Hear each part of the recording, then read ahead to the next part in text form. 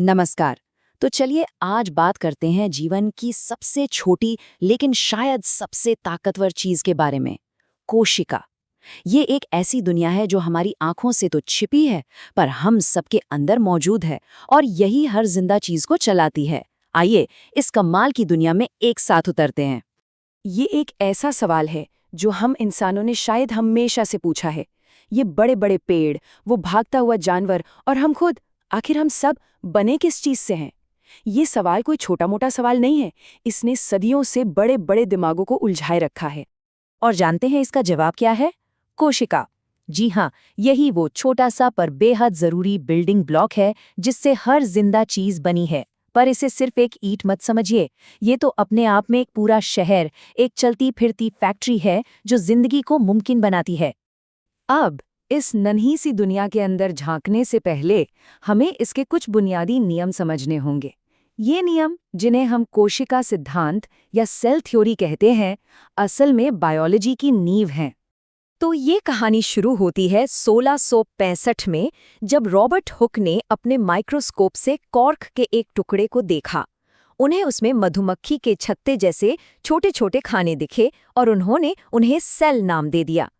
फिर करीब 200 साल बाद 19वीं सदी में श्लीडन और श्वान नाम के दो वैज्ञानिकों ने ये बताया कि सिर्फ कॉर्क ही नहीं बल्कि हर पौधा और हर जानवर कोशिकाओं से ही बना है। लेकिन कहानी अभी पूरी नहीं हुई थी। फिर एंट्री होती है रुडोल्फ विर्चो की। उन्होंने ये लैटिन लाइन कही जिसका मतलब है हर कोशिका एक पहले से मौजूद कोशिका से ही आती है। ये सुनने में बहुत सीधी सादी बात लगती है ना? पर उस जमाने के लिए ये क्रांतिकारी विचार था। इसका मतलब था कि कोशिकाएं कहीं से भी अचानक पैदा नहीं हो जाती, बल्कि एक पुरानी कोशिका ही बंटकर नई कोशिका बनाती है। और इसने तो जैसे सब कुछ बदल कर रख दिया। तो अब जब हम बुनियादी नियम समझ गए हैं, तो देखते हैं कि कुदरत ने इन कोशिकाओं के कौन से दो बड़े डिजाइन तैयार किए हैं। और यकीन मानिए, ये दोनों एक दूसरे से बहुत बहुत अलग हैं। जरा इन दोनों तस्वीरों को देखिए। ये दो अलग अलग दुनियाएं हैं।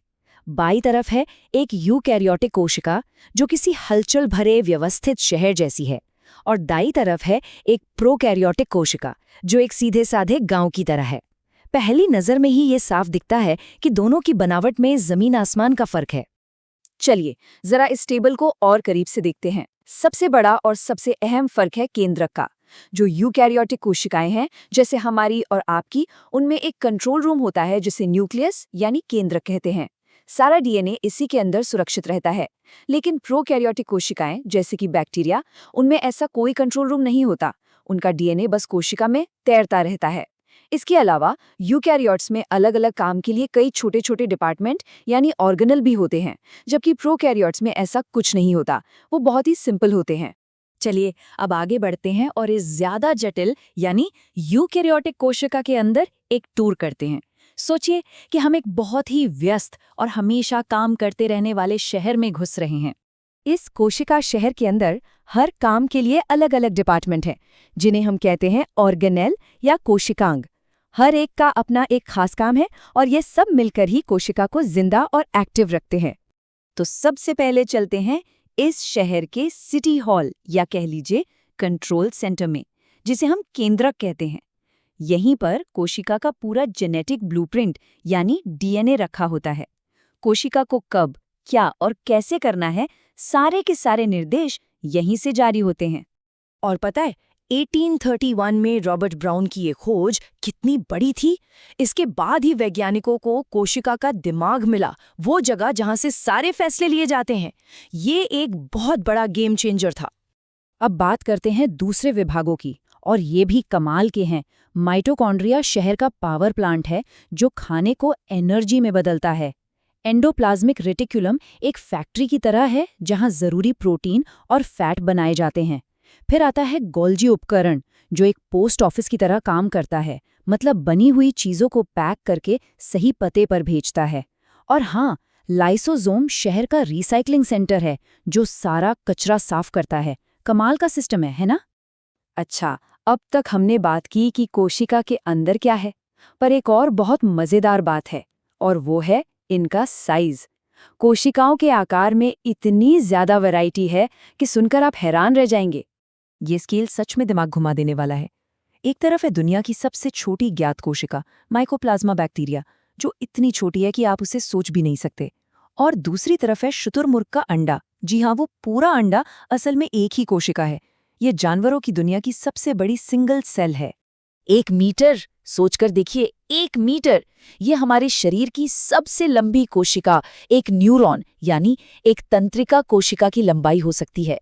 एक अकेली कोशिका जो हमारे दिमाग से लेकर पैर के अंगूठे तक सिग्नल पहुंचाने के लिए इतनी लंबी हो सकती है। तो इन सब बातों का मतलब क्या निकलता है? मतलब ये है कि कैसे ये अरबों खरबों नन्ही नन्ही फैक्ट्रियां, जिनमें से हर एक का अपना काम है, एक साथ मिलकर जिंदगी की एक धुन तैयार करती हैं। वो धुन जो हम हैं, हमारे आसपास की हर जिंदा चीज है। तो चलिए, जो जरूरी बातें हमें याद रखनी है उन्हें फटाफट दोहरा लेते हैं। पहली, कोशिका जिंदगी की सबसे बुनियादी इकाई है। दूसरी, हर नई कोशिका एक पुरानी कोशिका से ही बनती है।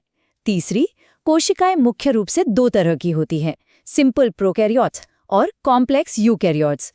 और आखिरी बात, यूकैरियोटिक कोशिकाएं किसी छोटे व्यवस्थित शहर की तरह काम करती हैं।